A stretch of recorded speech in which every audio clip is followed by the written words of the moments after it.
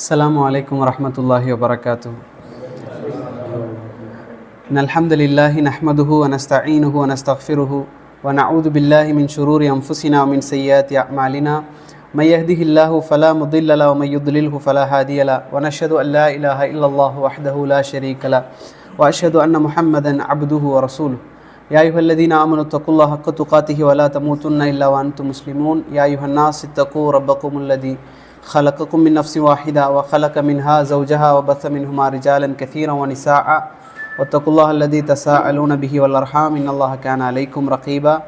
يا أيها الذين آمنوا اتقوا الله وقولوا قولا سديدا يصلح لكم أعمالكم ويغفر لكم ذنوبكم ومن يطع الله ورسوله فقد فاز فوزا عظيما.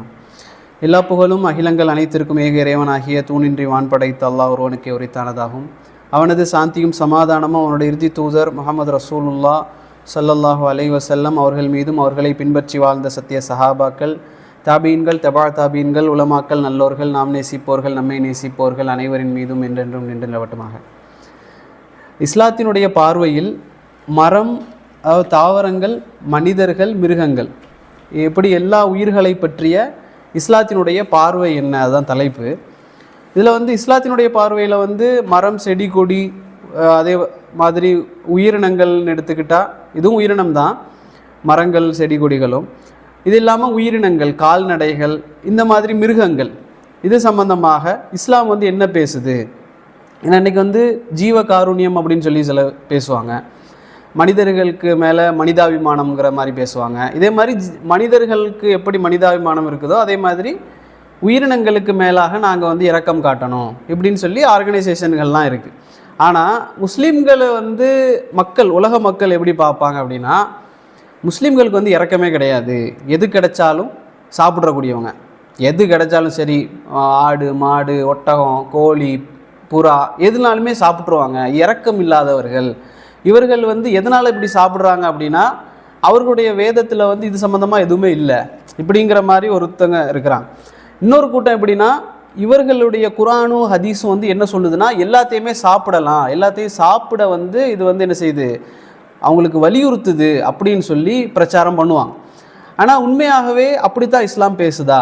எந்த மரத்தை கிடைச்சாலும் நீ சாப்பிடு, எந்த உயிரினத்தை நீ சாப்பிடு அப்படின்னு சொல்லி இஸ்லாம் சொல்லுதா? அப்படிங்கிறத பற்றி நம்ம பார்க்குற நேரத்தில் இஸ்லாம் இந்த தாவரங்களுக்கு கொடுக்கக்கூடிய உரிமை, மரம், செடி, கொடிகளுக்கு இஸ்லாம் கொடுக்கக்கூடிய உரிமைகள் என்ன, அதே போல் அதுக்கு மேலாக நாங்கள் கருணை காட்டலாமா? மரம், செடி, கொடிகளுக்கு, மிருகங்களுக்கு கருணை காட்டலாமா? எந்த அளவுக்கு மரத்தை வளர்க்க சொல்லுது இஸ்லாம், இப்படிங்கிறத பற்றி பெரும்பாலும் பேசப்படுறதில்லை. அப்போது அது சம்மந்தமாக குரான் ஹதீஸில் என்னெல்லாம் சொல்லப்பட்டிருக்கு, நானாக சொல்கிறதில்ல. இப்போ இஸ்லாம் எல்லாத்துக்கு மேலே கருணை காட்ட சொல்லுது அப்படிங்கிறது இல்லாமல், குரான்லேயும் ஹதீஸ்லேயும், அல்லாஹ்வுடைய வேதமான குரானில் அல்லாஹ்வுடைய இறைத்தூதருடைய அந்த வழிமுறைகள், செயல், சொல், செயல் போன்ற விஷயங்களில் என்னெல்லாம் சொல்லப்பட்டிருக்குங்கிறத மட்டும் நான் என்ன செய்வேன், சொல்லுவேன் இன்ஷா அல்லாஹ். இப்போ இதில் முதலாவதாக மரம், செடி, கொடிகளை பற்றி இஸ்லாம் என்ன சொல்லுது அப்படின்னு பார்ப்போம். முதலாவதாக இந்த மரம், செடி, கொடிகளை நாம் சாப்பிட்றது கொடூரத்தின் காரணமாக இல்லை, எதுனாலும் சாப்பிட்லாம் அப்படிங்கிற கொடூரத்தின் காரணமாக இல்லை. ஏன்னா இன்றைக்கி மிருகங்களை சாப்பிட்றதெல்லாம் கொடூரம்னு ஆக்கிட்டாங்க. நிறைய குரூப் நீ ஆடு சாப்பிட்ற, கோழி சாப்பிட்ற அப்படின்னா வேகன்லாம் சொல்லி வெஜ்ஜு மட்டும்தான் சாப்பிடுவோம், நான்வெஜ்ஜு சாப்பிட மாட்டோம், ஏன்னா அதுக்கு மேலே உள்ள கருணை காரணமாக அப்படின்னு சொல்லி ஆக்கியிருக்காங்க. மரம், செடி, கொடிகளுக்கு இன்னும் வரலை, ஆனால் அதையும் கொடூரம்னு சொல்லக்கூடிய குரூப் இருக்குது. வேகனில் கூட மரம், செடி, கொடிகளை கூட சாப்பிடக்கூடாதுன்னு சொல்கிற குரூப்ஸ்லாம் இருக்குது. அந்த அளவுக்கு இல்லை, மிருகத்துக்கு வந்த அளவுக்கு. குரானில் பாருங்கள், சூரா அபச வத்தவல்லான்னு வரக்கூடிய 80வது அத்தியாயத்தினுடைய 24வது வசனம் அல்லாஹ் என்ன சொல்கிறான், ஃபல் யன்துருல் இன்சானு இலா தஆமிஹி. அல்லாஹ் சொல்கிறான், மனிதன் அவனுடைய உணவை பார்க்க வேண்டாமா அப்படின்னு கேட்குறான். மனிதன் தன்னுடைய உணவை பார்க்க வேண்டாமா, அவனுக்கு தட்டில் இருக்கக்கூடிய சாப்பாடை அவன் பார்க்க வேண்டாமா அப்படின்னா, சிந்திச்சு பார்க்க வேண்டாமான்னு அல்லாஹ் கேட்குறான். அவனுக்கு தட்டையில் வரக்கூடிய சாப்பாடை அவன் சிந்திச்சு பார்க்கணும். உணவுக்கு மதிப்பு கொடுக்குது ஃபஸ்ட்டு இஸ்லாம். அது என்ன சாப்பாடாக இருந்தாலும் சரி, வெஜிடேரியனோ நான் வெஜிடேரியனோ, அவனுக்கு தட்டையில் வரக்கூடிய சாப்பாடை அவன் சிந்திச்சு பார்க்கணும் அப்படின்னு இஸ்லாம் சொல்லுது. எப்படி சிந்திச்சு பார்க்குறது, அது எப்படி வருது அவனுக்கு அப்படிங்கிறத சிந்திச்சு பார்த்தா இறைவன் அவன் புரிந்து கொள்வான். அதற்காகத்தான் சிந்திக்க சொல்லுது. எப்படி ஒருத்தன் தண்ணி ஊற்றிட்டான், ஒரு மரத்தை விதை வச்சுட்டான் அல்லது மரத்தை நட்டிக்கிட்டு தண்ணி வச்சுட்டான் அப்படின்னா, அவன் எதில் எல்லாமே சரியாக பண்ணாலும் கூட அது அல்லாஹ் நாடினா தான் அது வளரும். மாம்பழ மரம் வளர்க்குறோம் அப்படின்னா அதில் மாம்பழம் வரணும்னா அல்லாஹ் தான் வர வைக்கணும். நான் டிசைட் பண்ண முடியாது இந்த மரத்தில் ஒரு நாளைக்கு 10 கனி வரணும் அப்படின்னு சொல்லி நான் எதுவுமே பண்ண முடியாது. அல்லாஹ் தான் என்ன செய்கிறான், உங்களுக்கு அந்த விளைச்சல்களை ஏற்படுத்தி உங்களுடைய தட்டுக்கு அல்லாஹ் கொண்டு வந்து சேர்க்குறான். அதை மனுஷன் சிந்திச்சு பார்க்கணும். அப்போ முதலாவதாக இஸ்லாம் வந்து அவன் என்ன சாப்பிட்டாலும் சரி கண்டமேனிக்கு முஸ்லீம்கள் சாப்பிட்றது கிடையாது. முதலாவதாக அவன் உணவுக்கு எப்படி உணவு வருதுங்கிறத அவன் சிந்திச்சு பார்க்கணும். அப்போ தான் உணவை அவன் என்ன செய்வான், மதிப்பான். தாவரங்களோ எதையுமே மனிதன் என்ன செய்வான்னா மதிப்பான். இரண்டாவதாக நம்ம சாப்பிட்டு முடித்தோன்னு என்ன செய்வோம், துவா செய்வோம், அல்ஹம்துலில்லாஹ் சொல்லுவோம். எதன் காரணமாக, அந்த சாப்பாடை எங்களுக்கு இறைவன் தந்தான், அதுக்கு நன்றி செலுத்துகிறோம். அப்போ சும்மா முஸ்லீம்கள் எல்லாத்தையுமே சாப்பிட்றது இல்லை. முதலாவதாக சாப்பிடக்கூடிய உணவு எங்கிருந்து வருதுங்கிறத மனுஷன் சிந்திக்கணும். அதே போல் சாப்பிட்டு முடித்ததுக்கு பிறகு அந்த சாப்பாடுக்கு நாங்கள் இறைவனுக்கு நன்றி செலுத்துகிறோம் அப்படிங்கிறது. ஏன்னா இன்றைக்கி முஸ்லீம்கள் முஸ்லீம்களை பற்றி பேசுகிற நேரத்தில் விவசாயங்கள் வந்து முஸ்லீம்கள் மதிக்கிறதில்ல, விவசாயம் செய்கிறத வந்து முஸ்லீம்கள் வந்து தெய்வமாக கருதுறதில்லை அப்படிங்கிற ஒரு குற்றச்சாட்டு. ஏன்னா பிற மதத்தவர்கள் என்ன செய்வாங்கன்னா இந்த செய்யும் தொழிலே தெய்வம் அப்படிங்கிற மாதிரி விவசாயத்துக்குனே ஒரு நாள் எடுத்து அதுக்கு வந்து கொண்டாடுவாங்க, தமிழ் பண்டிகைன்னு சொல்லி கொண்டாடுவாங்க. ஆனால் முஸ்லீம்கள் வந்து அந்த விவசாயத்தை வந்து தெய்வமாக கருதுறதில்லை. என்ன காரணம், நம்ம சும்மா யோசித்தாலே நமக்கு தெரியும். இப்போது ஒரு கம்பெனியில் நம்ம வேலை பார்க்குறோம், அந்த கம்பெனியில் நிறைய இன்ஸ்ட்ருமெண்ட் இருக்கும். உதாரணமாக ஒரு லேப்டாப் இருக்குது. இப்போ லேப்டாப்பில் தான் 10 வருஷமாக வேலை பார்ப்பார், ஏழையாக இருந்திருப்பார். அவர் 10 வருஷமாக அந்த லேப்டாப்பை வச்சு ஒரு கம்பெனியில் வேலை பார்க்குறாரு. 10 வருஷத்துக்கு பிறகு வீடு இல்லாமல் இருந்தவர் ஒரு வீடு கட்டிட்டாருன்னு வைங்களேன். அந்த வீடு கட்டின உடனே அந்த வீட்டில் இந்த லேப்டாப்பை கொண்டு போய் வச்சு அதுகிட்ட பேசுவாரா, ஒன்னால தான் நான் வந்து நல்லா இருக்கேன், நீ இல்லாமல் இருந்திருந்தா என் லைஃபே இல்லாமல் இருந்திருக்கும், இப்படிலாம் பேசுவாரா? இல்லை. அந்த கம்பெனியில் சேர்த்து விட்ட மேனேஜர்கிட்ட தான் பேசுவார்.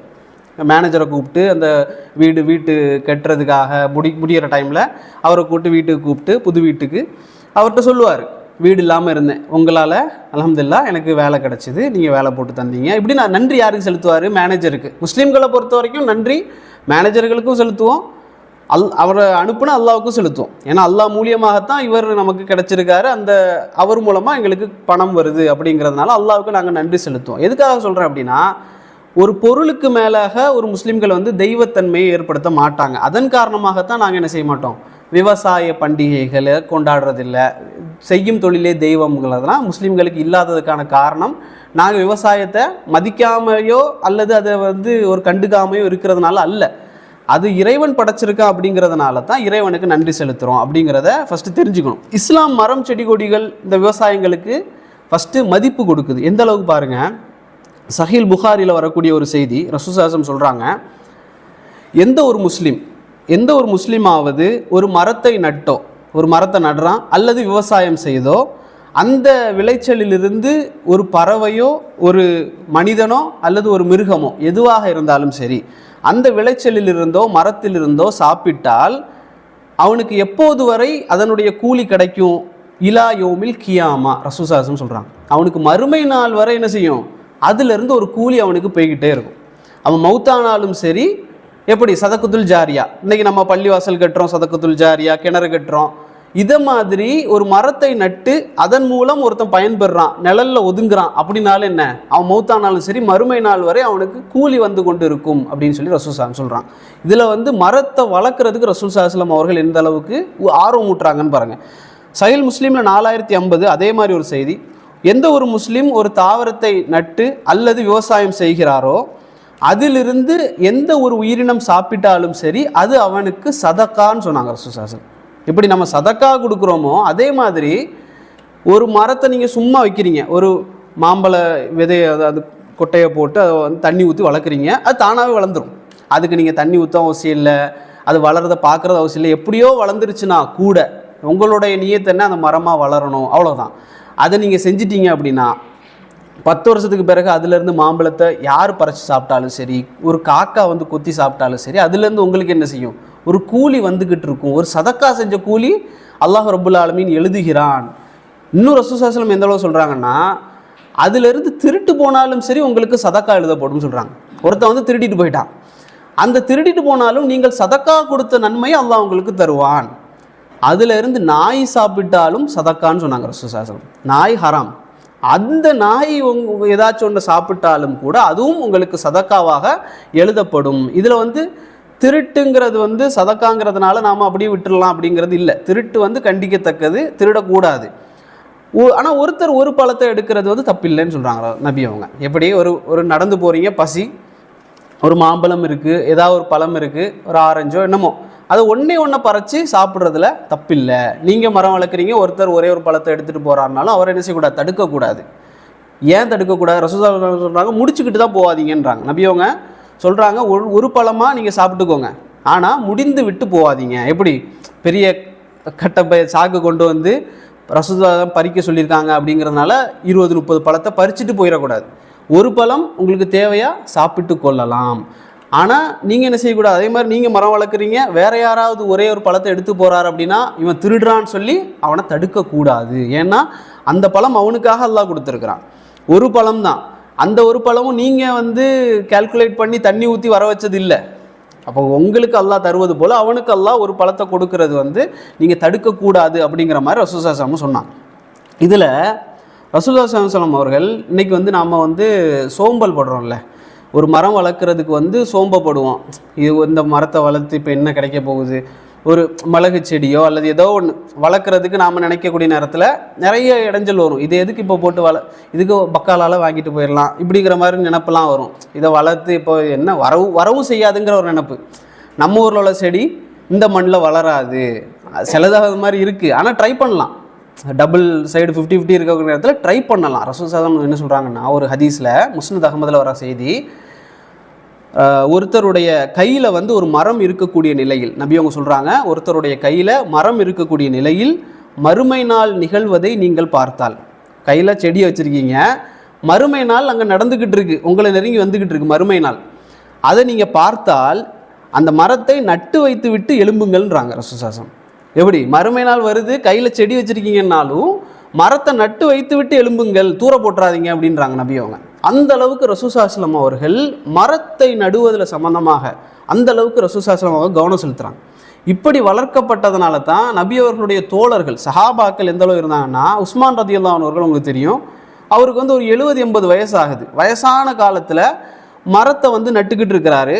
அப்போ வந்து கூட இருந்த சஹாபாக்கள் வந்து கேட்குறாங்க, உஸ்மானே இந்த மாதிரி வயசான காலத்தில் இப்படி மரம் நட்டுக்கிட்டு எதுக்கு இவ்வளோ கஷ்டப்படுறீங்க, இதனால் என்ன பிரயோஜனம் அப்படின்னு சொல்லி கேட்குறாங்க. அப்போ உஸ்மான் ரலியல்லாஹு சொல்கிறாங்க, பதில் சொல்கிறாங்க, உலகத்தில் சீர்கெடுத்த நிலையில் நான் மரணிப்பதை விட, உலகத்தை சீர்கெடுத்த நிலையில் நான் வந்து மறுமை நாளை நான் சந்திப்பதை விட உலகத்தை சீர்படுத்திய நிலையில் அல்லாஹ்வை சந்திக்க நான் விரும்புகிறேன் அப்படின்றான். அப்போது என்ன சொல்கிறாங்கன்னா, மரம் நடுவது என்பது உலகத்தை சீர்படுத்துவது அப்படிங்கிற மாதிரி சஹாபாக்கள் புரிஞ்சிருந்தாங்க. ரசூலுல்லாஹி ஸல்லல்லாஹு அலைஹி வஸல்லம் அவர்கள் அந்தளவுக்கு சஹாபாக்களுக்கு சொல்லி புரிய வச்சுருந்தாங்க. அபூ தர்தா ரதியல்லாஹு அன்ஹு அவர்கள் இவங்க வந்து இதே போல் வயசான ஒரு காலத்தில் வந்து ஒரு தென்னை மரம் நடுறாங்க. வயசான காலத்தில் நம்ம ஒரு 20 வயசில் நட்டோம் அப்படின்னா ஒரு 40 வயசில் அது வந்து காய்கெல்லாம் கொடுக்கும், நமக்கு பலன். ஆனால் அவர் வந்து ஒரு 70-80 வயசில் அபூ தர்தா ரதியல்லாஹு அவர்கள் ஒரு தென்னை மரத்தை நட்டுக்கிட்டு இருக்கிற நேரத்தில் வந்து கேட்டாங்க, இதே போல் இந்த மாதிரி நீங்கள் வந்து தென்னை மரம் நடுறீங்களே, இது வந்து வளர்ந்து பலன் தருவதற்கு 20 வருஷம் ஆகும், இதனால் உங்களுக்கு என்ன பிரயோஜனம் அப்படின்னு கேட்குறாங்க. அப்போ அவர் சொல்கிறார் பதில், அது எப்போவுமே எனக்கு எதிராக இருக்காது, இந்த தென்னை மரம் எப்போதுமே எனக்கு எதிராக இருக்காது, எனக்கு சார்பாகத்தான் இருக்கும். அது எனக்கு பலன் தந்தாலும் சரி தரலைனாலும் சரி மறுமை நாளில் இந்த மரம் எனக்கு பயனுள்ளதாகத்தான் இருக்கும், அதனால் நான் நடுறேன் அப்படின்னா.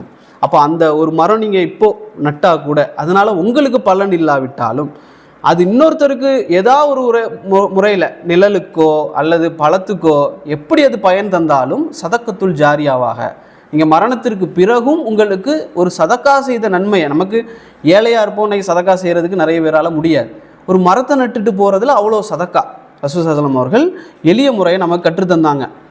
இதில் நமக்கு தெரிஞ்ச ஒரு சஹாபி அப்துர் ரஹ்மான் இப்னு அவுஃப் ரதியல்லாஹு அன்ஹு, பெரிய பணக்காரர், நமக்கு தெரியும், அவ்வளோ வசதியாக இருந்தவர் வந்து இதே மாதிரி வயசான காலத்தில், இப்போவும் நிறைய வயசானவங்க தான் விவசாயம் பண்ணுறாங்க, அன்றைய காலத்தில் அதே போல் அப்துர் ரஹ்மான் இப்னு அவுஃப் ரதியல்லாஹு வந்து விவசாயம் பண்ணிக்கிட்டு இருக்கிறாங்க. அப்போது தாபீன்கள் சொல்கிறாங்க, சஹாபாக்களுடைய மாணவர்கள் சொல்கிறாங்க, நாங்கள் அப்துர் ரஹ்மான் இப்னு அவுஃபை பார்ப்போம், அவர் நல்ல வசதி உள்ளவராக இருந்தார், ஆனாலும் வயசான அந்த காலத்திலும் அவர் என்ன செய்வார்னா அந்த தோட்டத்துக்கு வந்து வெட்டி நீர் பாய்ச்சி கொண்டிருப்பார் அப்படின்னு சொல்லி அவங்க வந்து தாபீன்கள் வந்து சொல்கிறாங்க.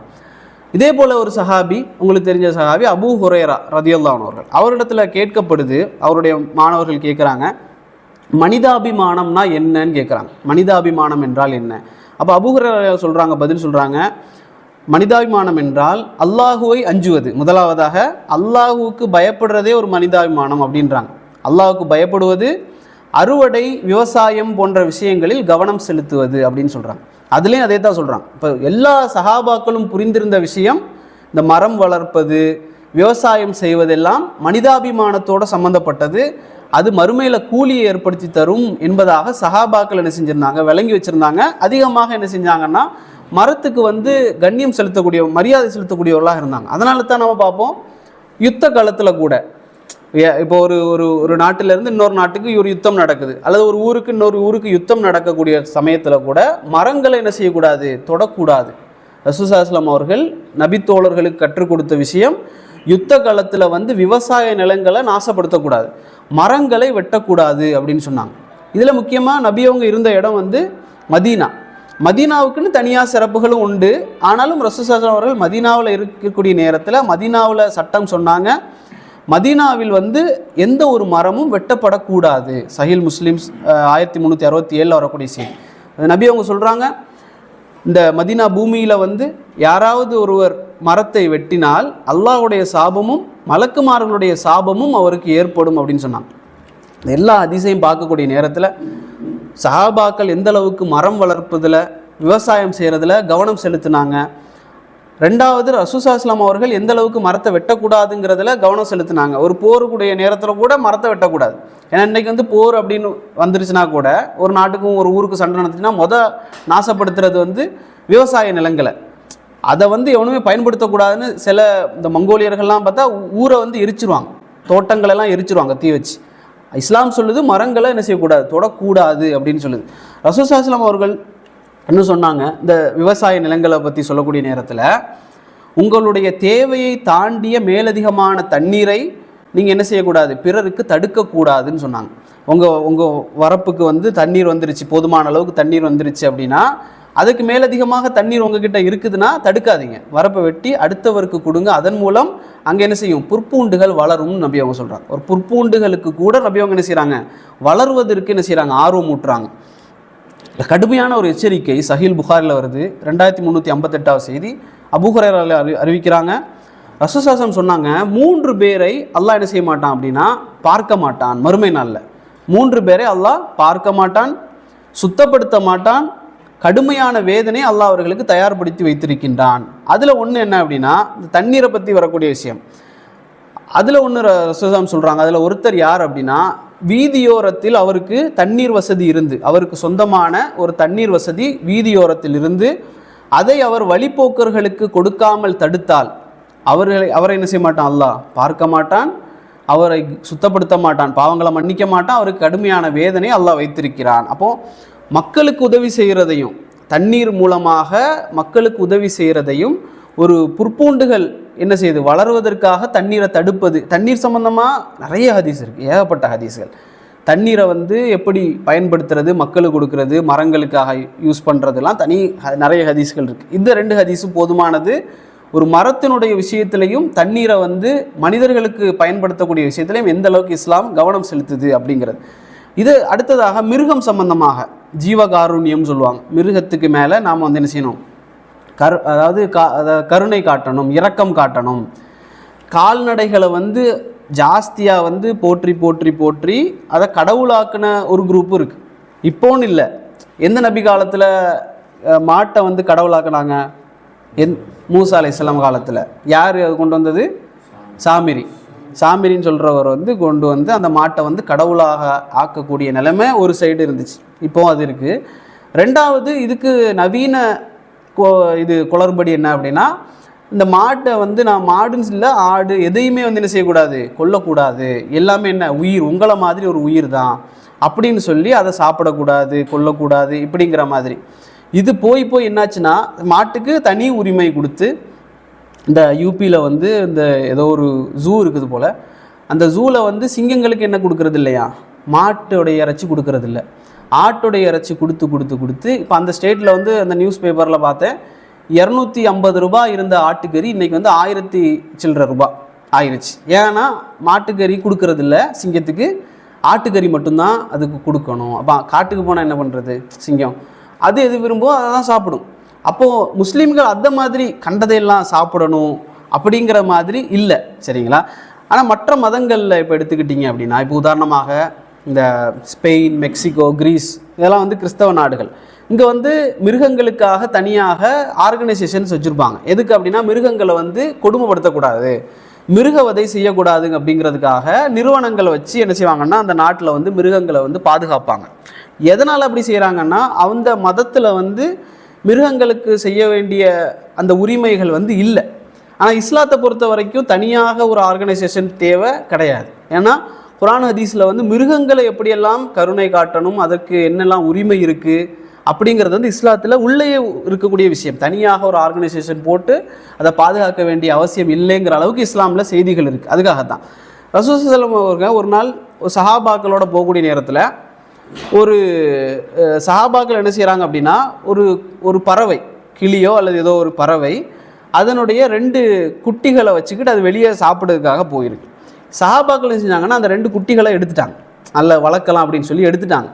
எடுத்தவுடனே ரசூல் ஸல்லல்லாஹு அலைஹி வஸல்லம் அவர்கள் வந்து பார்க்குறாங்க, அந்த பறவை வந்து சத்தம் போட்டுக்கிட்டே சுற்றிக்கிட்டே இருக்குது, சத்தம் போட்டு சுற்றுது. ரசூல் ஸல்லல்லாஹு கேட்டாங்க, இதுக்கு அநியாயம் செஞ்சது யார் அப்படின்னு கேட்டாங்க. இந்த பறவைக்கு அநியாயம் செய்தவர் யார் அப்படின்னு கேட்டாங்க. அப்போ சொன்னாங்க, நாங்கள் தான் இந்த 2 குட்டி எடுத்துட்டோம், அதனால தான் சத்தம் போடுது. ரசூல் ஸல்லல்லாஹு அலைஹி வஸல்லம் செய்யாதீங்க, அதை அதில் வச்சுருங்க அப்படின்னாங்க. இது வந்து குட்டிகளை நாம் எடுக்கவே கூடாது அப்படிங்கிறதுக்காக அல்ல, அந்த பறவை நமக்கு கண்ணுக்கு தெரிகிற மாதிரி கஷ்டப்படுது அப்படிங்கிறப்போ. இப்போ சில லவ் பேர்ட்ஸ்லாம் இருக்குன்னு வைங்களேன், லவ் பட்ஜீஸ்ன்னு சொல்கிறது, இது வந்து கடையிலேருந்து வாங்கி வளர்க்கலாமானா வளர்க்கலாம். அதை வந்து நான் வந்து வாங்கி நான் பறத்தி விட போகிறேன் அப்படின்னா வெளியில் பறத்தி விட்டால் செத்து போயிடும். அது வேறு பறவைகள் வந்து அடித்து சாப்பிட்ரும். அது சாப்பிடக்கூட தெரியாது சில பறவைகளுக்கு, பூனைகளுக்கெல்லாம் வந்து வெளியில் போய் சாப்பிட தெரியாது, வீட்டில் வச்சு தான் வளர்க்கணும். ரசூல் ஸல்லல்லாஹு அலைஹி வஸல்லம் என்ன சொல்கிறாங்கன்னா, ஒரு தாய் பறவை வந்து கஷ்டப்படுறதை நீங்கள் பார்த்ததுக்கு பிறகும் அதை நீங்கள் வைக்காமல் என்ன செய்யாதீங்க, போகாதீங்க, அதை வச்சுருங்க, அதுக்கு வேதனை கொடுக்காதீங்க. இந்தளவுக்கு ரசூல் ஸல்லல்லாஹு அலைஹி வஸல்லம் அவர்கள் பறவைக்கு மேலே, முஸ்லீம்கள் வந்து எதை கிடைச்சாலும் சாப்பிடுவாங்க, கருணை இரக்கம் இல்லாதவங்கிற அளவுக்கு போயிடக்கூடாது. ஏன்னா இப்போ உதாரணமாக நாயை நாம் சாப்பிட்றதில்ல, பன்றியை சாப்பிட்றதில்ல, அப்படி தானே? எதனால்? அதுக்கு மேலே உள்ள வெறுப்புனாலேயோ அல்லது அது ஹராம்னு சொன்னதுனால நாங்கள் அதை வெறுத்துட்டோம். இப்போ சில பேர் வந்து பன்றிங்கிற பேரை கூட சொல்ல மாட்டாங்க, ஏன்னா அது ஹராம்ல, அதனால் அந்த பேரை கூட உச்சரிக்க, அப்படிலாம் இல்லை. அது சாப்பிடுவதற்கு ஹராம், நாய் சாப்பிடுவதற்கு ஹராம், வீட்டில் தேவையில்லாமல் வளர்ப்பது ஹராம், தேவையோடு இருந்தால் வீட்டில் தோட்டத்துக்காக வளர்த்து கொள்ளலாம். பூனையை வந்து ஹராம்னு சொல்லுவோம், ஆனால் நாய் அளவுக்கு அதை பார்க்குறோமா? இல்லை. பூனையும் சாப்பிட்றதுக்கு ஹராம் தான், நாயும் சாப்பிட்றதுக்கு ஹராம் தான். பூனையை வீட்டுக்குள்ளே வளர்க்கலாம், நாயை தேவையில்லாமல் வளர்க்கக்கூடாது, தேவை இருந்தால் வளர்க்கலாம். அதனால நாங்கள் என்ன செய்கிறோம்னா, வெறுப்பின் காரணமாக இந்த மாடு ஆடெல்லாம் சாப்பிட்றதில்ல, அல்லது மற்ற மதத்தவர்கள் இதை பார்த்து கவலைப்படணும், சங்கடப்படணும், அதுக்காக முஸ்லீம்கள் இந்த மாட்டையும் ஆட்டையும் போட்டு சாப்பிட்றாங்களான்னா அதுக்கும் இல்லை. அப்படி இருந்ததான் நாயையும் பன்றியை தான் சாப்பிட்ருக்கணும், ஆனால் அதை நாங்கள் விட்டு வச்சுருக்கோம். அப்போ என்ன காரணம்னா, அல்லாஹ் எங்களுக்கு ஒரு சில விஷயங்களை சாப்பிடக்கூடாதுன்னு விதிச்சிருக்கிறதுனால தான். அப்போ இதில் வந்து நாம் பார்க்கக்கூடிய நேரத்தில் ரசூல் ஸல்லல்லாஹு அலைஹி வஸல்லம் அல்லாஹ் ரப்புல் ஆலமீன் குர்ஆனில் சொல்கிறான், 24 அத்தியாயத்தினுடைய 45 வசனம். அல்லாஹ் சொல்கிறான், உலகத்தில் எல்லா உயிரினங்களும் நீரிலிருந்து அல்லாஹ் படைத்தான். உலகத்தில் இருக்கக்கூடிய எல்லா உயிரினங்களையும் அல்லாஹ் தண்ணியிலிருந்து தான் படைத்தான். அதில் வயிற்றால் ஊர்ந்து செல்லக்கூடிய உயிரினங்கள் இருக்கிறது, பாம்புகள் அல்லது வேறு மற்ற விஷயங்கள், புழுக்கள். 2 கால்கள் கொண்ட உயிரினங்கள் இருக்கிறது, 4 கால்கள் கொண்ட உயிரினங்கள் இருக்கிறது. குர்ஆன்ல அல்லாஹ் பேசுகிறான், என்னெல்லாம் உயிரினங்கள் இருக்குது எல்லாவற்றையும் நீரிலிருந்து அல்லாஹ் படைத்தான். அப்போ எல்லா உயிரினங்களையும் யார் படைத்தது? அல்லாஹ் தான் படைத்தான். அதனால் அல்லாஹ் நாயை அல்லாஹ் படைக்கலை, பன்றி அல்லாஹ் படைக்கலை, அதனால் கண்ட இடத்துலலாம் அதை கொல்லணும் அப்படிங்கிறது இல்லை. எல்லா அதாவது மிருகங்களுக்கும் அதற்கான உரிமைகளை நாம் என்ன செய்யணும், கொடுக்கணும். அதை கண்ணியப்படுத்த வேண்டிய விதத்தில், பாதுகாக்கப்பட வேண்டிய விதத்தில் அதை பாதுகாக்கணும். இது அல்லாஹ் ரப்புல் ஆலமீன் நமக்கு சொல்லி காட்டுறேன். ஏன்னா மாடை பற்றி தனியாக ஒரு அத்தியாயமே வச்சிருக்கிற ஒரு வேதம் குர்ஆன், சூரா பக்கரான்னு நமக்கு தெரியும். மாடு, அந்த அத்தியாயத்தினுடைய பேர் மாடு. மாட்டுக்குன்னு ஒரு அத்தியாயமே வச்சு குர்ஆனில் வச்சிருக்கிற ஒரு வேதம் அது இஸ்லாமிய மார்க்கம். அதே போல் சூரா அல் அன்ஆம் அப்படிங்கிற ஒரு அத்தியாயம், அதில் என்ன, கால்நடைகள் என்ற ஒரு அத்தியாயத்தை குர்ஆனில் வச்சிருக்கு. அது புனிதம்ங்கிறதுனால இல்லை, பக்கரா மாடு புனிதம்ங்கிறதுனால இஸ்லாத்தில் அந்த குரானில் அந்த வார்த்தை இல்லை. அதே மாதிரி கால்நடைகள் புனிதம் அப்படிங்கிறதுனால அந்த வார்த்தை குரானில் இல்லை. அதுக்கான சட்டங்கள் அதில் சொல்லப்பட்டிருக்கு குரானில். அதில் சூரத்துல் அன்ஆமில் 6ஆம் அத்தியாயத்தினுடைய 38ஆம் வசனம் அல்லாஹ் சொல்கிறான், பூமியில் வந்து நடந்து செல்லக்கூடிய உயிரினங்கள், ஊர்ந்து செல்லக்கூடிய உயிரினங்கள் போன்ற உயிரினங்கள் இருக்குது. அதுபோல் 2 இறக்கைகளை கொண்டு பறக்கக்கூடிய பறவைகளும் இந்த உலகத்தில் இருக்குது. அல்லாஹ் அதை தொடர்ந்து சொல்லக்கூடியதை எப்படி சொல்கிறான்னா, அது எல்லாமே உமமுன் அம்சாலுக்கும் சொல்கிறான். அது என்னென்னா, அவைகள் எல்லாமே உங்களை போன்ற ஒரு சமூகங்களே அப்படின்றான். உங்களை மாதிரி மனுஷங்க இருக்கிறீங்களா, அதே மாதிரி அதுவும் ஒரு கம்யூனிட்டி தான். ஒரு ஒரு எறும்பு கூட்டம் அது ஒரு கம்யூனிட்டி, ஒரு பறவை கிளி கூட்டம் இருக்குதா அது ஒரு கம்யூனிட்டி, அது ஒரு சமூகம்னு அல்லாஹ் சொல்கிறான். தனியாக விடப்படக்கூடியதல்ல, அவைகள் எல்லாம் குடும்பமாக, கம்யூனிட்டிகளாக, சமூகமாக வாழக்கூடியது அப்படின்னு சொல்கிறான். அப்போ இந்த முதல்ல சொன்னது அல்லாஹ் நீரிலிருந்து படைத்தான் எல்லாவற்றையும், அதில் இந்த மிருகங்கள் எல்லாம் அடங்கும். அதே போல் இது எல்லாமே ஒரு உங்களே மாதிரி ஒரு கம்யூனிட்டின்னு சொல்லக்கூடியதெல்லாம் வச்சு பார்க்கக்கூடிய நேரத்தில் மிருகங்களுக்கு குரான் எந்த அளவுக்கு மதிப்பு கொடுக்குது அப்படிங்கிறது நமக்கு தெரியும். இதில் இன்னொரு வசனத்தை பாருங்கள், சில பாட்டுலாம் தமிழில் வரும். என்ன இந்த எப்படி வரும்னா, இந்த ஆடு மாடுகளுக்கு மேலே இருக்கக்கூடிய அந்த பாசம் வந்து ரேஷன் கார்டில் கூட சேர்க்கறதுக்கு வந்து இது பண்ணும் அப்படின்னு சொல்லி. ஆனால் அல்லாஹ் குரானில் சொல்லி காட்டுறான். 26ஆம் அத்தியாயத்தினுடைய 133ஆம் வசனம், அல்லாஹ் உங்களுக்கு அமத்துக்கும் பி அன்ஆமின் வ பனீன், அல்லாஹ் சொல்கிறான், அல்லாஹ் உங்களுக்கு யாரையெல்லாம் தந்தான் தெரியுமா? பிள்ளை செல்வங்களையும் பிள்ளைகளையும் அல்லாஹ் தந்திருக்கிறான், கால்நடைகளையும் தந்திருக்கிறான். எப்படி இன்னைக்கு நம்ம சொல்ல முடியுமா? யார்கிட்டையாச்சும் போயிட்டு மாஷால்லா நல்லா இருக்கிறீங்க, 2 பிள்ளை இருக்குது, 2 ஆட்டுக்குட்டியும் வச்சுருக்கீங்க அப்படின்னு சொன்னால் என்ன பிள்ளையும் ஆடையும் சேர்க்குறியா அப்படின்னு சொல்லி அப்படி தான் கேட்போம். ஆனால் குரான்ல அல்லாஹ் என்ன சொல்கிறான்? அல்லாஹ் உங்களுக்கு பிள்ளைகளையும் தந்திருக்கிறான், கால்நடைகளையும் தந்திருக்கிறான். 2யுமே அல்லாஹ் என்ன செய்யறான்? சேர்த்து பேசுகிறான் அந்த வசனத்தில். அப்போ எந்த அளவுக்கு அதுக்கு முக்கியத்துவத்தை இஸ்லாம் கொடுக்குது பாருங்கள். இன்னொரு வசனத்தில் அல்லாஹ் சொல்கிறான், நீங்கள் சாப்பிடுங்கள், உங்களுடைய கால்நடைகளுக்கும் கொடுங்கள். நீங்களும் சாப்பிடுங்க, உங்களுடைய கால்நடைகளுக்கும் மேய விடுங்க, அதுக்கும் அந்த சாப்பாடை கொடுங்க. 2 நீங்கள் மத்தா அல்லக்கும் வலி அண்ணா ஆமிக்கும், மத்தா அல்லக்கும் வலி அண்ணா ஆமிக்கும் சொல்லி குரானில் வசனங்கள் வரும். இதெல்லாம் எதை சொல்லுதுன்னா, நீங்களும் சாப்பிடுங்கள், உங்களுடைய கால்நடைகளுக்கும் உண்ண கொடுங்கள். இப்படி அல்லாஹ் ரப்புல் ஆலமீன் 2யுமே சேர்த்து பேசுவான். ஆனால் எதற்கு இந்த மிருகங்களை அல்லாஹ் படைச்சான்? இந்த மிருகங்களையும் தாவரங்களையும் அல்லாஹ் எதுக்காக படைச்சான்? அல்லாஹ் ஒரு வசனத்தில் சொல்லுவான், அதில் நீங்கள் பயணிப்பதற்காக, ஒட்டகம் இருக்குன்னா அதில் ஏறி பயணிக்கலாம், அதை நீங்கள் சாப்பிடுவதற்காகவும் தான். அல்லாஹ் சாப்பிடுவதற்கும் வச்சிருக்கிறான், பயணிக்கவும் செய்யலாம், அதிலிருந்து நீங்கள் பருகுவதற்காகவும் தான். அல்லாஹ் இன்னொரு வசனத்தில் சொல்லுவோம், அதில் நீங்கள் என்ன செய்யலாம்? பால் கறந்து குடித்து கொள்ளலாம். இந்த 3 விஷயத்துக்காக அல்லாஹ் உங்களுக்கு அதை கட்டுப்படுத்தி தந்திருக்கான். ஒட்டகங்கள், மாடுகள் இதெல்லாம் கட்டுப்படுத்தி அல்லாஹ் கொடுத்துருக்கான். கட்டுப்படுத்தாமல் இல்லை. சிங்கம், புலி இதெல்லாம் வந்து கட்டுப்படுத்த முடியாது மனுஷனால். ஆரம்ப காலம் தொட்டு எத்தனை வருஷம் போனாலும் சிங்கமாக தான் இருக்கும். அதை கட்டுப்படுத்தவே முடியாது. அல்லாஹ் அப்படி தான் சிஸ்டம் வச்சுருக்கிறான். ஆனால் ஆடு மாடுகள் கட்டுப்படும். அதனால தான் நம்ம வந்து ஒரு காரில் ஏறினோன்னா துவா சொல்லுவோம்ல, கார் ஓட்டுறதுக்கு முன்னால் சுப்ஹானல்லதி சஹர்லனா ஹாதா உமா குன்னா லஹு முக்ரினீன். இது எதுக்கு இறங்கப்பட்டது இந்த துவா? ஆரம்ப காலத்தில்னா இந்த ஒட்டகத்தில் பயணிக்கிறதுக்கு இதுக்கு தான் இறக்கப்பட்டது. அதுக்கு வரை நம்ம அந்த வாகனம் அப்படிங்கிறதுனால காருக்கு யூஸ் பண்ணுறோம். அது அந்த அர்த்தம் என்ன? ஓதுறோம்ல சுப்ஹானல்லதி சஹர்லனா ஹாதா, என்ன அர்த்தம்? இதை எங்களுக்கு கட்டுப்படுத்தி தந்த அல்லாஹ் என்ன எப்படிப்பட்டவன்? பரிசுத்தமானவன். இதை எங்களுக்கு அல்லாஹ் கட்டுப்படுத்தி தந்திருக்கிறான். இந்த மிருகங்களை அந்த அல்லாஹ் பரிசுத்தமானவன், எங்களால் இதை கட்டுப்படுத்தி இருக்க முடியாதுன்னு சொல்கிறோம். அப்படி நினச்சி தான் காரை எடுக்கணும். உண்மையாக அல்லாஹ் எங்களுக்கு இந்த காரை கட்டுப்பாடு இல்லாமல் எத்தனை பேர் மௌத்தாயிருக்காங்க. அப்படிதான் அல்லாஹ் எங்களுக்கு இந்த காரை கட்டுப்படுத்தி தந்திருக்கிறாங்கிற மாதிரி ஒரு நினைப்பு வரணும். இது ஆனால் முதலாவதாக இறக்கப்பட்டது விலங்குகள் எங்களுக்கு கட்டுப்படுத்துது அப்படிங்கிறதுக்காக. அதே போல் ரசூல் ஸல்லல்லாஹு அலைஹி வஸல்லம் சொல்கிறாங்க, நீங்கள் ஒட்டகத்தில் பயணித்து போகிறீங்களா, பாதையில் போயிட்டு இருக்கக்கூடிய நேரத்தில் புற்கள் அதுக்கான சாப்பாடு வந்துருச்சு அப்படின்னா அந்த ஒட்டகம் என்ன செய்யணும்? ஒதுங்கும். கொஞ்சம் சாப்பிட்லான்னு சொல்லி ஒதுங்கக்கூடிய நேரத்தில் அதனுடைய ஹக்கை கொடுத்து விடுங்கள். நாங்கள் அதுக்கு சாப்பிட்றதுக்கு அதுக்கு தேவைப்படுதா, அதுக்கான சாப்பாடை நீங்கள் கொடுத்துட்டு பயணிங்க. எனக்கு அவசரமாக போகணும் அப்படிங்கிறதுனால அடித்து என்ன செஞ்சிடாதீங்க, அதுக்கு சாப்பாடை கொடுக்காம பயணிச்சிடாதீங்க. இது காருக்கும் தான். காருக்கும் எல்லா வாகனத்துக்கு என்னெல்லாம் ரசூல் சட்டம் சொல்கிறாங்க அதை வந்து காருக்கும் பொருத்தலாம். கார் போயிட்டுருக்கு, பெட்ரோல் இல்லைன்னா போட்டுடணும். ஸ்பீடாக எனக்கு போய் சேரணும், அங்கே போய் நான் பார்த்துக்கிறேன்னு போயிடக்கூடாது அப்படிங்கிற சட்டங்களை எடுக்கலாம்.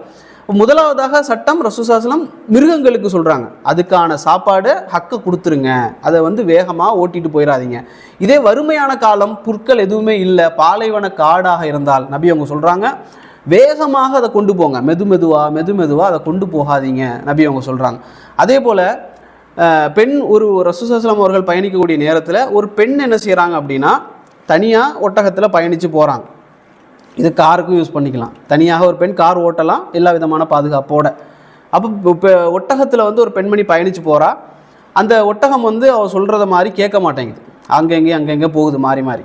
அப்போ அந்த பெண் அந்த ஒட்டகத்தை வந்து என்ன செய்கிறாங்கன்னா சபிச்சிடுறாங்க, நாசமாக போ அப்படின்னு சொல்லி சபிச்சிடறாங்க. ரசூலுல்லாஹி ஸல்லல்லாஹு அவர்களுக்கு இது வந்து காதில் கேட்டுருச்சு. ரசூலுல்லாஹி ஸல்லல்லாஹு சொன்னாங்க, நீங்கள் இறங்குங்க அப்படின்னு, ஒட்டகத்துலேருந்து இறங்குங்க, அதில் வச்சுருக்க எல்லா சாமானத்தையும் எல்லாத்தையும் எடுத்துருங்க, ஒட்டகத்தை விட்டுருங்க, அதில் ஏறக்கூடாது, திரும்ப அந்த ஒட்டகத்தில் பயணிக்கக்கூடாது அப்படின்னாங்க.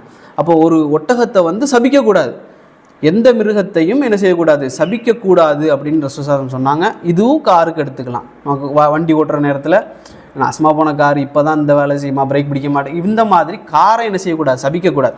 அப்படி சபிச்சா அந்த வாகனத்தை மறுபடி பயன்படுத்தக்கூடாது, அது தடை. நபி அவங்க அந்த கட்டளையை போட்டதுக்கு பிறகு அந்த ஒட்டகம் தனியாகத்தான் போச்சுது. அதை வந்து மற்ற சஹாபாக்கள் கூட அந்த ஒட்டகத்துக்கு பக்கத்தில் போகலை. அந்தளவுக்கு ரசூலுல்லாஹி ஸல்லல்லாஹு அலைஹி அவர்கள் அந்த மிருகங்களுக்கு என்ன செய்கிறாங்கன்னா அதனுடைய உரிமையையும் கண்ணியத்தையும் கொடுத்தாங்க. அது அறுக்கப்பட வேண்டியது தான், சாப்பாட்டுக்குன்னா அந்த ஒட்டகம் அறுக்கப்பட வேண்டும்.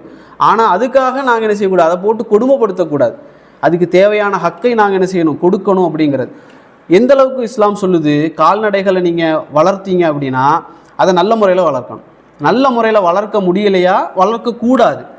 சஹீல் அபூதாவுதில் வரக்கூடிய செய்தி 2548, ஒரு ஒட்டகம் வந்து நிற்கிது, ரசூலுல்லாஹி ஸல்லல்லாஹு அலைஹி நடந்து வர்றாங்க, வயிறு ஒட்டிய நிலையில், வயிறெல்லாம் ஒட்டி போய் அந்த ஒட்டகம் நிற்கிது. ரசூலுல்லாஹி ஸல்லல்லாஹு அலைஹி சொன்னாங்க, இத்தகுல்லா, அல்லாஹ்வை நீங்கள் பயந்துக்கோங்க அப்படின்னாங்க. இந்த வாய் பேச முடியாத ஜீவன்களுடைய விஷயத்தில் அல்லாஹுவை அஞ்சிக் கொள்ளுங்கள் நபி அவங்க சொல்கிறாங்க. வாய் பேச முடியாத இந்த ஜீவன்களுடைய விஷயத்தில் அல்லாஹுவை பயந்துக்கோங்க அப்படின்றாங்க. அது சாவ கிடக்கிற ஒட்டகம் தானே, அறுத்து சாப்பிட தானே போகிறோம், அந்த மாதிரி காட்டு மிராண்டித்தனமாக இஸ்லாம் அங்கே நடக்கலை. ரசூலுல்லாஹி ஸல்லல்லாஹு அலைஹி அவங்க சொல்கிறாங்க, அதுக்கான சாப்பாடை கொடுங்க, அல்லாஹ்வை பயந்துக்கோங்க, வாய் பேச முடியாததுக்கு, அது கேட்க முடியாது சாப்பாடு, அதனுடைய விஷயத்தில் அல்லாஹ்வை பயந்து கொள்ளுங்க அப்படின்றாங்க. நமக்கு தெரிஞ்ச ஃபேமஸான ஒரு ஹதீஸ் தான், சஹீல் புகாரில் 3321. ஒரு விபச்சாரம் செய்த ஒரு பெண்மணி ஒரு கிணறுக்கு பக்கத்தில் வரக்கூடிய நேரத்தில் அந்த கிணறை சுற்றி ஒரு நாய் என்ன செய்யுது, நாக்கை தொங்க போட்டுக்கிட்டு கிணத்தை சுற்றி வருது. தாகத்தின் காரணமாக அந்த பெண்மணி என்ன செய்கிறாங்க, தன்னுடைய அந்த ஹிஜாப் அதை வந்து என்ன செய்கிறாங்க, கலட்டி கிணத்துல போட்டு தண்ணீரை எடுத்து என்ன செய்கிறாங்க, அந்த நாய்க்கு வந்து கொடுக்குறாங்க. நாய் சாப்பிடக்கூடாது, ஹராமான ஒரு உயிரினம் தான் நாய். அது எங்களுக்கு அவளுக்கு சொந்தமான நாயும் கிடையாது, அவளுக்கும் அந்த நாய்க்கு சம்மந்தமே கிடையாது, அந்த நாயை நாங்கள் சாப்பிட போகிறதும் கிடையாது.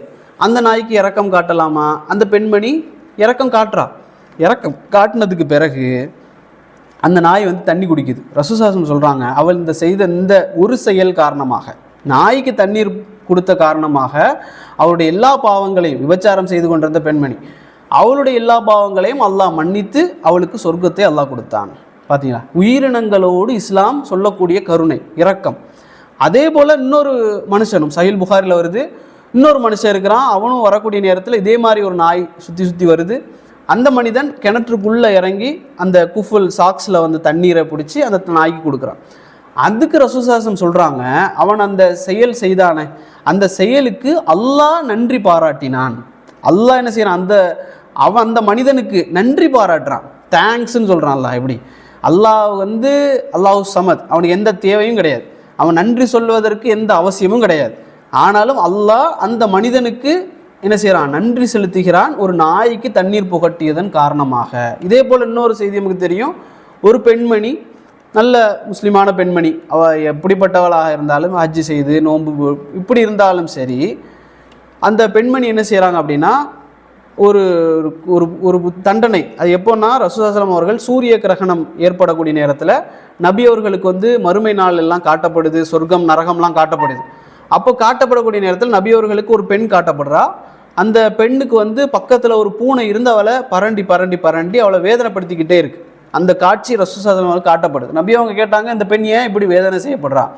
அப்போ ரசூலுல்லாஹி ஸல்லல்லாஹு அலைஹி அவர்களுக்கு சொல்லப்பட்டது, அந்த பெண்மணி அந்த பூனையை கட்டி வச்சிருந்தா, அந்த பசியின் காரணமாக அந்த பூனை செத்து போயிடுச்சு, இறந்துருச்சு. அவள் அதை மேய விடவும் இல்லை, அவளுக்கு அந்த பூனைக்கு சாப்பாடு கொடுக்கவும் இல்லை. அதனால் அந்த பெண்மணி எவ்வளோ நல்லவளாக இருந்தாலும் சரி, ஒரு பூனையை கொலை செய்த காரணமாக அவளுக்கு சொர்க்கம் என்ன செய்துபடுது, தடுக்கப்படுது. அவள் நரகவாசியாக அல்லாஹ் ரப்புல் ஆலமீன் அவளுக்கு நரகத்தை கொடுக்குறான். அப்போ இந்த இடத்துல பாருங்கள், என்ன அமல்களை செஞ்சாலும் சரி, இஸ்லாம் வந்து வெறுமனே ஆன்மீகம், இறைவன், கடவுள், நபி இப்படிங்கிற மாதிரி இல்லாமல் இந்த தாவரங்களுடைய விஷயத்திலும் சரி, மரங்கள் இது போன்ற விஷயங்கள்லையும் சரி, மிருகங்களுடைய விஷயத்திலையும் சரி ரொம்ப கவனம் செலுத்துது. உலகத்தினுடைய விஷயங்கள்லையும் கவனம் செலுத்துவதை நம்ம என்ன செய்யலாம், பார்க்கலாம். அதே போல் இந்த அல்லாஹ் நன்றி செலுத்தினான்னு சொல்லி ஒரு செய்தி சொன்னனே, அல்லாஹ் அந்த மனிதனுக்கு நன்றி பாராட்டினான் அப்படின்னு சொல்லி ரசூலுல்லாஹ் சொன்ன உடனே சஹாபாக்கள் எல்லாரும் கேட்குறாங்க ரசூலுல்லாஹ் இடத்துல, யார் ரசூலுல்லாஹ், ஒரு நாய்க்கு இந்த மாதிரி மிருகங்களுக்கு கருணை காட்டுறதுனால எங்களுக்கு ஏதாவது கூலி உண்டா, எங்களுக்கு மறுமையினால ஏதாவது கூலி உண்டா அப்படின்னு கேட்குறாங்க. நபி அவங்க சொன்னாங்க, ஈரல் உள்ள எந்த உயிரினத்திற்கு நீங்கள் நல்லது செய்தாலும் உங்களுக்கு கூலி உண்டு அப்படின்னு சொல்கிறாங்க. ஈரல் உள்ள எந்த உயிரினத்துக்கு நீங்கள் நல்லது செய்தாலும் அதற்கு கூலி உண்டு. இன்னொரு ஹதீஸில் சஹீல் புகாரியில் 2320 செய்தி நம்ம ஃபஸ்ட்டு பார்த்தது போல், ஒரு மரம் நட்டு, எந்த ஒரு மனிதன் மரம் நட்டு அதிலிருந்து ஒரு பறவையோ அல்லது ஒரு மனிதனோ ஒரு மிருகமோ சாப்பிட்டால் அது உங்களுக்கு சதக்கா அப்படின்னு சொல்லி நபி அவங்க சொன்ன செய்தி நாம் பார்த்தோம். இன்னொரு செய்தி பாருங்கள், சஹீல் முஸ்லீமில் ஒரு முஸ்லீம்களுடைய படையிலிருந்து ஒரு முஸ்லீம் பெண்மணி வந்து கைது செய்யப்பட்டுட்டா. எதிரிகளுடைய தரப்பில் இருந்து கைது செஞ்சு கொண்டு போயிட்டாங்க. அப்போது கொண்டு போனதற்கு பிறகு அந்த பெண்மணி எப்படியோ தப்பிச்சு வரணும் முஸ்லீம்களுடைய பக்கத்துக்கு.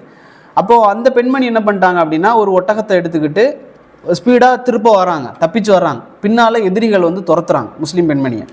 அப்போ அந்த பெண்மணி ஒரு நியத்து வைக்கிறா. என்ன நியத்து அப்படின்னா, யா அல்லாஹ், எப்படியாவது நான் வந்து தப்பி வந்துட்டேன் அப்படின்னா, உயிர் பொழைச்சி தப்பி வந்துட்டேன் அப்படின்னா, இந்த ஒட்டகத்தை வந்து என்ன செய்கிறேன் அப்படின்னா நான் வந்து குர்பானி கொடுக்குறேன் அப்படின்னு. ஒட்டகத்தை தான் பயணித்து வாரா ஸ்பீடாக, எதிரிகள் துரத்துறாங்க. அவன் நியத்து வைக்கிறா, எப்படியாவது தப்பிச்சு வந்துட்டேன்னா இந்த ஒட்டகத்தை நான் குர்பானி கொடுக்குறேன் அப்படின்னு. அது சொன்ன உடனே சரியான ஸ்பீடாக ஓடி ஓடி ஓடி வேகமாக ஓடி வந்து சேர்ந்துட்டாங்க. ரசூலுல்லாஹ் இடத்துல வந்து சேர்ந்துட்டாங்க. ரசூலுல்லாஹ் இடத்துல வந்து சேர்ந்த உடனே நபி அவங்கள்ட்ட சொன்னாங்க, யார் ரசூலுல்லாஹ், அந்த மாதிரி நான் ஒரு நியத்து வச்சுருந்தேன், இந்த ஒட்டகத்தை நான் வந்து என்ன செய்ய போகிறேன், கூலியாக குர்பானியாக நான் கொடுக்க போகிறேன் அப்படின்னு. நபி அவங்க கேட்டாங்க, அந்த ஒட்டகத்துக்கு நீ என்ன கூலி கொடுத்த அப்படின்னு கேட்டாங்க.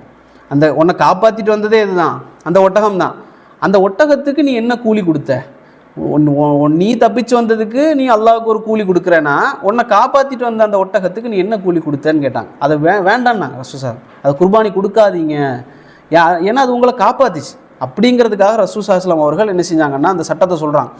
ஒரு மனுஷர் நம்ம இன்றைக்கி எடுத்துட்டா என்ன வந்து முஸ்லீம்கள் வந்து குர்பானி அப்படின்னாலே எல்லாவற்றையும் வெட்டிடுவாங்க, அவங்களுக்கு இந்த இறக்கம் அதெல்லாம் கிடையாது அப்படின்னு சொல்லி ஒரு குற்றச்சாட்டு. குர்பானி வந்து இறக்கம் எல்லாம் வெட்டுறது இல்லை, அது இறக்கத்தையும் தாண்டி சில நேரத்தில் வெட்டுறது, அன்பா பாசமாக வளர்த்துனா சில நேரத்தில் வெட்ட வேண்டிய சூழல் ஏற்பட்டுரும். ஒரு மனுஷர் வரார் ரசூலுல்லாஹ் இடத்துல, நல்ல பாசமாக வளர்த்த ஒரு ஒட்டகம், அந்த ஒட்டகத்தையும் கூட்டிகிட்டு வரார், அதை ஒரு குர்பானி கொடுக்கணும் அப்படின்னு நியத்து வச்சுருந்தவர் அதை குர்பானி கொடுக்கலாம் அப்படின்னு சொல்லி வர்றார் ரசூலுல்லாஹ் இடத்துல. வந்து சொல்கிறாரு, யார் ரசூலுல்லாஹ், இந்த ஒட்டகத்தை நான் வந்து நான் செஞ்சுட்டேன், சின்ன வயசுலேருந்தே வளர்த்து வந்துட்டேன், ஆனால் இப்போ எனக்கு அதை வெட்டுறதுக்கு மனசு இல்லை. நபி அவங்கள்ட்ட சொல்கிறாங்க, எனக்கு இந்த வெட்டுறதுக்கு மனசு இல்லை, என்ன செய்கிறது? ரசூலுல்லாஹ் என்ன சொல்லியிருக்கணும், அந்த கடுமையான மனுஷராக இருந்திருந்தா அது என்ன வச்சுனா வெட்டு அவ்வளோதான் அப்படின்னு இருக்கணும். ரசூலுல்லாஹ் சொன்னாங்க, அல்லாஹ் உன்னுடைய ரஹ்மத்துக்கு கூலி கொடுப்பானாக, அல்லாஹ் உன்னுடைய கருணைக்கு என்ன செய்வான், கூலி தருவானாக, வெட்ட வேண்டாம். நாங்கள் உங்களுக்கு தேவையில்லையா, உங்களுக்கு அது பாசமாக அதை இணைஞ்சிட்டிங்களா, நீங்கள் வெட்ட வேண்டாம் நாங்கள் ரசூலுல்லாஹ் அவர்கள். அதனால் எல்லா மிருகங்களையும் வெட்டுவதற்கு என்ன செய்யலை, இஸ்லாம் வந்து ஆர்வம் ஊட்டலை. உங்களுக்கு தேவையாக இருந்தால் வெட்டுங்க, பசியாக இருந்தால் வெட்டுங்க. ரசூலுல்லாஹ் சொன்னாங்க, ஆடு இந்த மாதிரி எதுவாக இருந்தாலும் அதற்கு நீ கருணை காட்டினால் அல்லாஹ் உனக்கு கருணை காட்டுவான் ரசூலுல்லாஹ் சொன்னாங்க. அதே போல் நபி அவங்க சஹாபாக்கள்லாம் ஒரு நாள் ஒரு காட்டு பகுதியில் நடந்து போய்கிட்டு இருக்கிற நேரத்தில் சஹாபாக்கள் என்ன செஞ்சிட்டாங்கன்னா, ஒரு எறும்பு புத்து, ஒரு எறும்புடைய கூட்டம் இருக்கக்கூடிய இடத்த வந்து என்ன செஞ்சிட்டாங்கன்னா, அவங்களுக்கு அங்கே தங்கணும், அங்கே நடக்கணும். அப்போது அந்த புத்தை வந்து என்ன செஞ்சிட்டாங்கன்னா தீ வச்சு எரிச்சிட்டாங்க.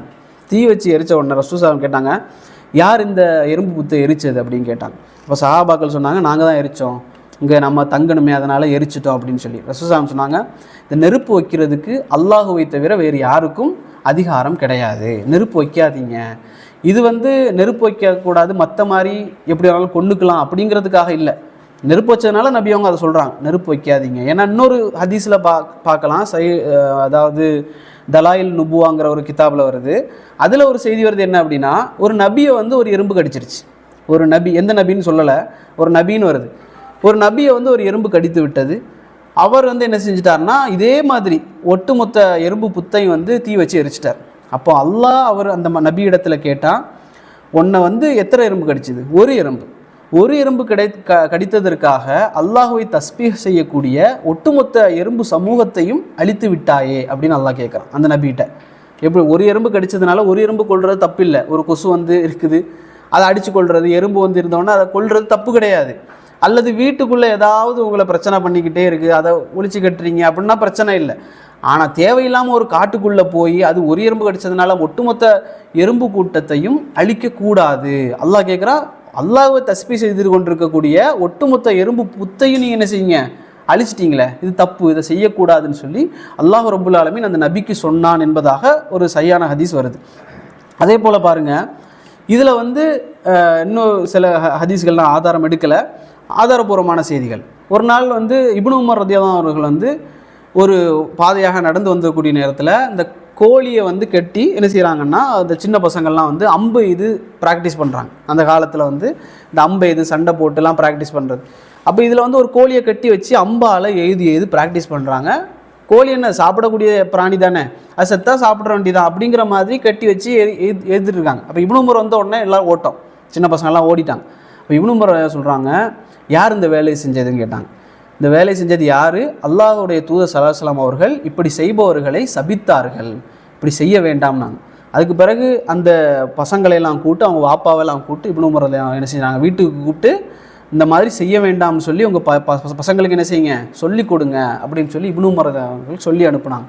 அதே போல் நீங்கள் பார்ப்பீங்க, நிறைய ஹதீஸில் வரும், மிருகங்களுடைய கன்னங்களில் அறையக்கூடாது. இன்றைக்கி சில பேர் வந்து இந்த மாட்டுடைய கன்னத்துலலாம் அடிப்பாங்க, ஆட்டுடைய கன்னத்தில், ஒட்டகத்துடைய கன்னத்தில், ரசூலுல்லாஹ் கன்னத்தில் அறையக்கூடாதுன்னு நபி அவங்க சொன்னாங்க. அதே போல் அடையாளம் இடுவது, ஒரு ஆட்டுக்கோ இதுக்கோ வந்து அடையாளம் இடலாம், காதுகள் அந்த மாதிரி பகுதிகளில் ஒரு அடையாளம் இடலாம் நம்ம அடையாளத்துக்காக. ஆனால் நபி அவங்க சொன்னாங்க, முகத்தில் என்ன செய்யாதீங்க, மிருகங்களுடைய முகத்தில் அடையாளம் இடாதீங்க, கன்னத்தில் அடிக்கக்கூடாது, அதனுடைய முகத்தில் வந்து அடையாளம் இடக்கூடாது அப்படின்னு சொல்லி நபி அவங்க சொன்னாங்க. அதே போல் பொறுமையை வந்து இழக்க வைக்கக்கூடாது. ரசூலுல்லாஹ் சொன்னாங்க, பொறுமையை இழக்க வைப்பது போல் மிருகங்களோட நடக்கக்கூடாது. ஒரு சாப்பாடை கொண்டு போய் நீட்டிக்கிட்டு என்னது இப்படி விளையாடுறது, வா இப்போ இங்கே அங்கே வா, இப்படி என்ன செய்யக்கூடாது, பொறுமையை சோதிக்கிற மாதிரி மிருகங்களோடு எந்த அளவு பாருங்களேன். வெறுமனே நாம் வந்து மிருகங்களோட நடக்கிற, மிருகங்கள்னு எடுத்துக்கிட்டாலே முஸ்லீம்களுக்கு தெரிஞ்சது என்ன, அக்கீகா கொடுக்கறது, குர்பானி கொடுக்கறது ஹஜ்ஜிக்கு, இது தவிர வேறு தெரியாது. நமக்கு இன்னொன்று தெரியும் என்னென்னா, அந்த மிருகங்களை வெட்டக்கூடிய நேரத்தில், குர்பானி கொடுக்கக்கூடிய நேரத்தில் கத்தி என்ன செய்வோம், அதுக்கு கண்ணுக்கு முன்னால் வச்சு கூர்மைப்படுத்தக்கூடாது. நபி அவங்க சொன்னாங்க. நபி ஒரு மனிதர் அந்த மாதிரி என்ன செய்கிறாரு, மிருகத்தை கட்டி வச்சுக்கிட்டு கத்தியை வந்து கூர்மைப்படுத்துகிறார். ரசூலுல்லாஹ் என்ன செஞ்சுருக்கணும், வெட்ட தானே போகிற, என்ன வேணா செய் அப்படின்னு விட்டாங்களா? இல்லை. நபி அவங்க சொன்னாங்க, அந்த மிருகத்துக்கு வந்து நீ 2 மௌத்தை கொடுக்குறியான்னு கேட்டாங்க. 2 வாட்டி அதை சாவடிக்கிறியா, ஒன்று அதை பார்க்க வச்சு அதை கூர்மைப்படுத்துகிற, அது ஒரு சாவு அதுக்கு, 2வது உண்மையாக அதை அறுத்து கொள்ளுற, இப்படி 2 மவுத்து அதுக்கு கொடுக்குறியா, முதல்லையே நீ என்ன செய்யக்கூடாதா, தனியாக அதை வந்து கூர்மையாக்கியிருக்க கூடாதா நபி அவங்க கேட்குறாங்க. அந்த அளவுக்கு கத்தியை கூர்மையாக்கக்கூடிய நேரத்தில் அதுக்கு தெரியாமல் கூர்மையாக்கணும். அதை கட்டி வைத்து விட்டு கழுத்தை அறுத்ததற்கு பிறகு ரசூலுல்லாஹ் சொன்னாங்க, அதுக்கு ராகத்தை கொடுங்க, அதை கட்டியே வச்சுருக்காதீங்க, கலத்தி விடுங்க, அது ரூஹு போகக்கூடிய நேரத்தில் அதை கலட்டி விடுங்க. இன்றைக்கி நிறைய சயின்ஸ்லாம் என்ன சொல்லுது, அந்த கழுத்தினுடைய ஒரு பகுதியை அறுத்துட்டோம் அப்படின்னா வலியை வந்து அதுக்கு வந்து தெரியாது. ஹலாலான முறையில் வெட்டக்கூடிய நேரத்தில் அது கழுத்தை முழுசாக வெட்டாமல் அதுக்கான அந்த நரம்புகளை வெட்டிட்டோம் அப்படின்னா அதுக்கு வந்து வலி உணராது, வெறுமனே ரத்தம் வெளியேறதுனால துடிக்குது அப்படின்னு சொல்லி விஞ்ஞான விளக்கங்கள் கொடுக்குறாங்க. என்னவோ அல்லாஹு ஆலம், அல்லாஹ் வந்து ஒரு முறையை வச்சிருக்கிறான் அப்படின்னா அது நல்ல முறையாகத்தான் இருக்கும். மிருகங்களை வந்து கொடுமைப்படுத்தக்கூடிய அளவுக்கு அல்லாஹ் ரப்புல் ஆலமீன் ஒரு வழிமுறையை வைத்திருக்க மாட்டான். அந்த நம்பிக்கையிலையும் அல்லாஹ்வுடைய தூதர் ஸல்லல்லாஹு அலைஹி வஸல்லம் அவர்கள் நிறைய குர்பானி கொடுக்கறதுக்கு நமக்கு ஆர்வம் ஊட்டுனாங்க. அடிப்படையில் தான் அதை நாங்கள் அறுக்கிறோமே தவிர இந்த வன்முறைக்காகவோ அல்லது அதுக்கு மேலுள்ள வெறுப்புலையோ அதுக்காக நாங்கள் என்ன செய்யலை, முஸ்லீம்கள் அதை செய்யலை அப்படிங்கிறத நாம் வந்து விளங்கிக் கொள்ளணும். இது அல்லாமல் இந்த தாவரங்களுடைய விஷயத்துலையும் சரி, மிருகங்களுடைய விஷயத்துலையும் சரி, இவ்வளவு பேசிய இஸ்லாம் வந்து முஸ்லீம், அதாவது மனிதர்களுடைய விஷயத்தில் எவ்வளோ பேசும். மனிதர்களை வந்து இன்னைக்கு முஸ்லீம்கள் எங்கே கண்டாலும் கொல்லுங்கங்கிற அளவுக்கு பேசுகிறாங்கல்ல.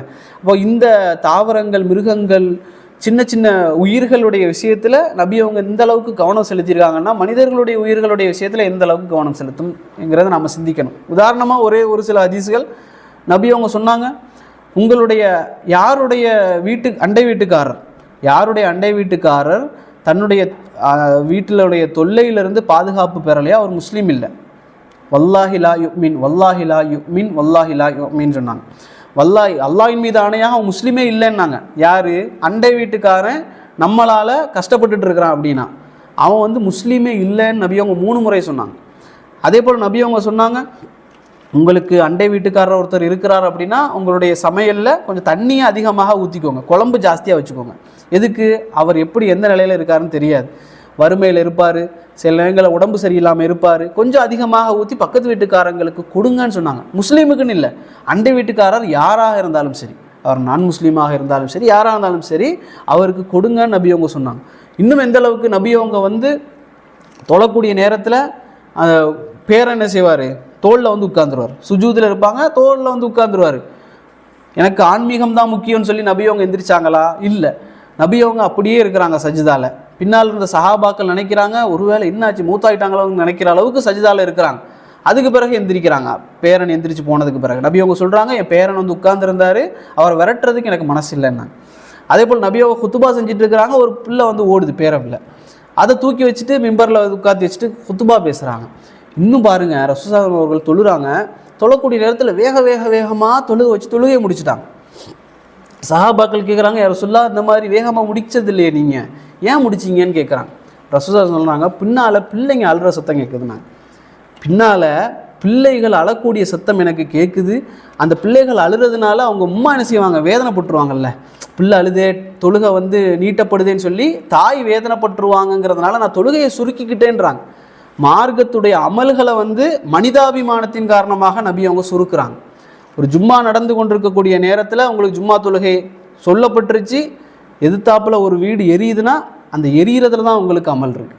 அந்த எரியிற வீட்டில் உள்ளவங்களை காப்பாற்றுறது தான் என்ன இஸ்லாம் எங்களுக்கு கற்றுத்தரதே தவிர, ஜும்மாவில் தொழுதுகிட்டு இருக்கக்கூடிய நேரத்தில் எவன் எரிஞ்சு செத்தாலும் எனக்கு பிரச்சனை இல்லைன்னு சொல்கிறது இஸ்லாம் அல்ல. இதுக்கும் இப்போ சில பேர் என்ன சொல்லுவாங்கன்னா, மார்க்கம் இஸ்லாம்னு இருக்காதீங்க, மனிதாபிமானத்துக்கு ஹியூமனிட்டிக்கு வாங்க அப்படின்னு. ஹியூமனிட்டி இஸ்லாத்துக்குள்ளே தான் இருக்குது. அந்த அளவுக்கு இஸ்லாம் எங்களுக்கு என்ன செய்யுது? எல்லா ஜீவ காருண்யம் சொன்னால் மிருகங்கள் மட்டுமல்ல, தாவரங்களையும் சரி, மனித உரிமைகளையும் சரி. ஒரே ஒரு செய்தி பாருங்கள், கடைசியாக ஒரு செய்தி. ஒரு போர், இந்த மக்கா வெற்றிலாம் முடிஞ்சு ஒரு போர்க்களம், ஒரு பனு ஜதீமான்னு நினைக்கிறேன், அந்த இடத்துக்கு வந்து ரசூலுல்லாஹி ஸல்லல்லாஹு அலைஹி வஸல்லம் அவர்கள் வந்து ஒரு படை அனுப்புகிறாங்க. மக்கா வெற்றிலாம் முடிஞ்சிச்சு, மக்காவில் ரசூலுல்லாஹி ஸல்லல்லாஹு அலைஹி வஸல்லம் அவர்கள் அரசராக இருக்கிறாங்க. அப்போ அந்த படைக்கு வந்து ஹாலித் இப்னு வலீத் போன்ற சஹாபாக்கள் எல்லாம் அனுப்பிட்டாங்க. அனுப்பின உடனே அங்கே ஒரு கூட்டம், இஸ்லாத்துக்கு எதிராக வேலை செஞ்சுட்டு இருந்த கூட்டம், அங்கே இருக்கிற எல்லாருக்கும் மரண தண்டனை கொடுக்கணும். ரசூலுல்லாஹி ஸல்லல்லாஹு அலைஹி வஸல்லம் அவர்கள் அனுப்பிட்டாங்க. அங்கே எல்லா மக்களையும் கைது பண்ணிட்டாங்க. கைது பண்ணதற்கு பிறகு அதில் ஒரே ஒரு இளைஞர், வாலிபமான இளைஞர், அந்த இளைஞரை கைது பண்ணிட்டாங்க. அவருக்கு தண்டனை கொடுக்க போகிறாங்க. அவர் சொல்கிறாரு, இந்த முகமதே, நான் வந்து இந்த ஊர்க்காரன் கிடையாது, நீங்கள் இந்த ஊர்க்காரங்களுக்கு தண்டனை கொடுக்கணும்னு வந்திருக்கீங்க. ஆனால் நபி அவங்க அந்த இடத்துல இல்லை. அவர் வந்து ஹாலித் போன்ற பெரும்பெரும் சஹாபாக்கள்கிட்ட சொல்கிறார், நீங்கள் வந்து இங்கே வந்து தண்டனை கொடுக்க வந்துட்டீங்க, ஆனால் நான் இந்த ஊர்க்காரன் கிடையாது. நான் இங்கே இருக்கக்கூடிய ஒரு பெண்ணை என்ன செய்கிறேன், விரும்புகிறேன். அவளை பார்க்குறதுக்காக பின்தொடர்ந்து வந்ததில் மாட்டிக்கிட்டேன். ஒரு பெண்ணை அவர் விரும்புகிறாரு, அவர் 2 பேருமே காஃபிர், அந்த பெண்ணும் காஃபிர், இவரும் காஃபிர். அவர் சொல்கிறார், நான் வேறு ஊருக்காரன், நான் நடந்து வந்ததில் மாட்டிக்கிட்டேன், என்னை விட்டுருங்கன்றார். அவங்க சொல்கிறாங்க, இல்லை விட மாட்டோம். முஸ்லீம்கள் சொல்கிறாங்க, நாங்கள் விட மாட்டோம். யார் அந்த பெண் சொல்லு அப்படின்னு. அப்போ அந்த பெண்மணி அழைத்து படுறாங்க. அந்த பெண்மணி அழைத்து பட்ட உடனே இவர் சொல்கிறாரு, அவங்கள நான் பார்த்துக்கிறேன், ஒரு வாட்டி பார்த்துக்கிறேன், பார்த்ததுக்கு பிறகு நீங்கள் என்ன வேணாலும் செய்யுங்க அப்படின்றாங்க. அப்போ பார்த்த உடனே என்ன செய்கிறாங்கன்னா, சஹாபாக்கள் வந்து இந்த ஆளை வந்து கொலை செஞ்சிடறாங்க. அப்போது இவர் மௌத்தாகி கிடக்கிறத பார்த்து அந்த பெண்மணி, விரும்பக்கூடிய அந்த பெண்மணி என்ன செய்கிறாங்கன்னா, ஒரு 2-3 பெருமூச்சு விட்டு அவங்களும் மௌத்தாயிடுறாங்க. அந்த இடத்துல ஸ்பாட்டில் அவங்களும் பார்த்ததுலேயே மௌத்தாயிட்டாங்க. இதெல்லாம் வந்து நடந்து முடிஞ்சதுக்கு பிறகு இந்த சஹாபாக்கள் வந்து நபி அவங்கள்ட்ட வந்து சொல்கிறாங்க, யா ரசூலுல்லாஹ் அந்த மாதிரிலாம் நடந்துச்சு அப்படின்னு சொல்கிறாங்க, நாங்கள் கொண்டுட்டோம் அப்படின்னு. ரசூலுல்லாஹ் கேட்டாங்க, உங்களில் இரக்கமான ஒரு மனிதர் கூட இல்லையான்னு கேட்டாங்க. உங்களில் இரக்கம் காட்டக்கூடிய ஒரு மனிதர் கூடவா இல்லை? அந்த அந்த மனித அபிமானத்துக்கு வந்து ரசூலுல்லாஹி முன்னுரிமை கொடுக்குறாங்க. அவங்க வந்து காஃபிராக இருந்துட்டு போகட்டுமே, அவங்களுடைய அந்த நேசத்தின் காரணமாக நீங்கள் என்ன செஞ்சுருக்கலாம், அவங்க 2 பேரையும் விட்டுருக்கலாமே நாங்கள் ரசூலுல்லாஹி. அப்போ இந்த அளவுக்கு ரசூலுல்லாஹி ஸல்லல்லாஹு அலைஹி வஸல்லம் அவர்கள் ஒரு முஸ்லீம் இல்லை காஃபிருங்கிறதுனால எல்லாரையும் கொல்லணுங்கிற மார்க்கம் என்ன இல்லை இஸ்லாம். இந்த அளவுக்கு இஸ்லாம் என்ன செய்யுது அப்படின்னா, மனித உயிர்கள், மிருக உயிர்கள், எல்லா உயிர்களும், ஈவன் அதாவது உயிர் இல்லாத விஷயங்களில் கூட இஸ்லாம் என்ன செய்யுது அப்படின்னு சொன்னால் நீதியாக நடந்து கொள்வதற்காக எங்களுக்கு வலியுறுத்துது. இதை நாங்கள் புரிஞ்சு கொள்ளணும். இது முஸ்லீம் அல்லாதவர்களுக்கு மட்டுமல்ல, இஸ்லாம் எந்த அளவுக்கு இருக்குங்கிறத முஸ்லீம்கள் நாமளும் தெரிஞ்சு கொள்ளணும் என்ற அடிப்படையில் தான்.